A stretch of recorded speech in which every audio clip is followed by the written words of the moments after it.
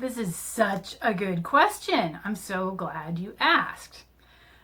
So let's think about it for a minute. What makes something Christian or not Christian? If I play a D on the violin,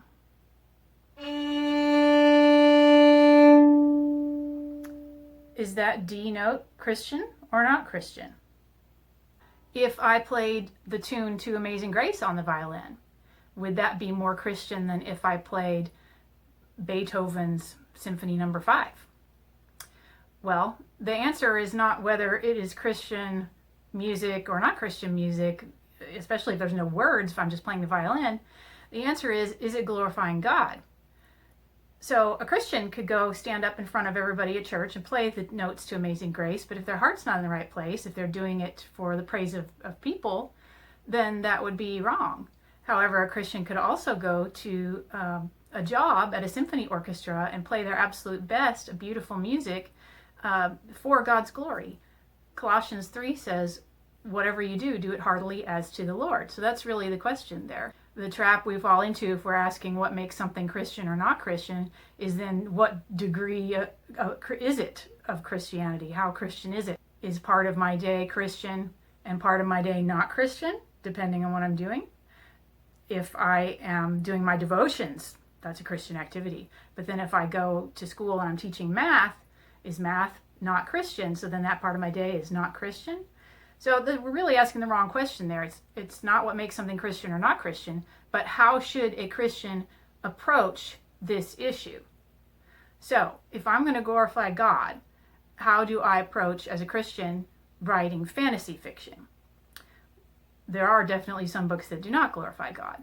So my purpose in writing was to fill a void of wholesome entertainment that people could watch, anybody could watch, or read in this case, without magic, witchcraft, without anything explicit, without any cussing. So just to provide something clean and fun. It was not necessarily to evangelize. So in Christian fantasy fiction circles, it's kind of expected that if you are going to label your work as Christian, that it have some sort of allegory or type of Christ in it.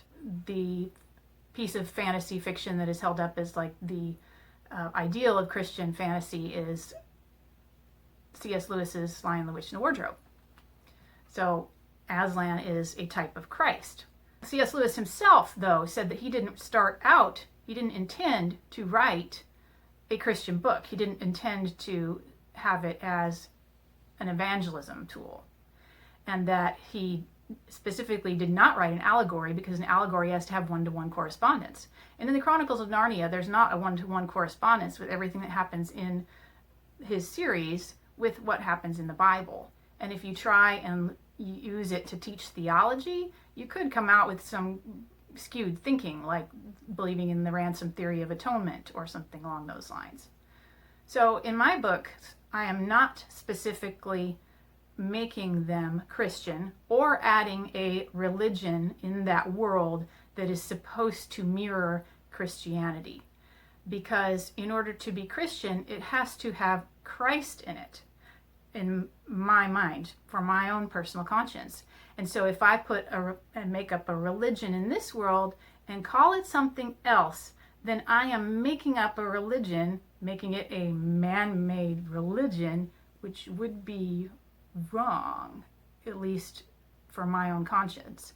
So I'm taking the view more of this being a sort of parable or a model of morality that is not specifically or overtly Christian, but is something that Christians could read. The people in my world are, if anything, agnostic, because I don't want to put in a religion that is man-made and have it be wrong. So my goal in my writing is my writing, the question I have to ask myself, is my writing glorifying God? When I push publish on my books, I have a piece about what I have written. My conscience is clear with God, and I believe that what I have written is edifying. Not everybody will have the same views on things as I do. Not everybody's line of what they will read or not read will be the same as mine.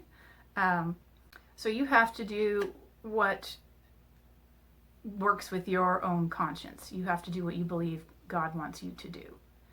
And so that is what I'm trying to do with these books.